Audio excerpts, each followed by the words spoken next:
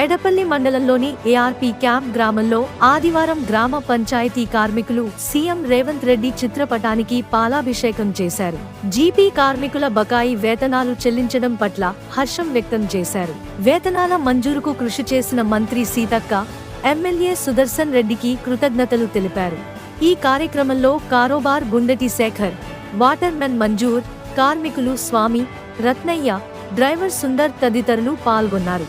మాకు గత కొన్ని నెలలు సుమారు 10 నెలల నుంచి వేతన బకాయిలు పెండింగ్లో ఉన్నాయి. కావున ఈ పండుగ సందర్భంగా ఆ పెండింగ్ వేతనాలను విడుదల చేసినటువంటి మా పంచాయతీరాజ్ శాఖ మంత్రులు సీతక్క గారికి మరియు సీఎం రేవంత్ రెడ్డి గారికి, అందుకు సహకరించినటువంటి మా లోకల్ ఎమ్మెల్యే గారు గౌరవనీయులు పెద్దలు పూజ్యులు సుదర్శన్ రెడ్డి గారికి కూడా మా కుటుంబం తరఫున శిరస్సు వంచి ధన్యవాదాలు కృతజ్ఞతలు తెలియజేస్తున్నాము.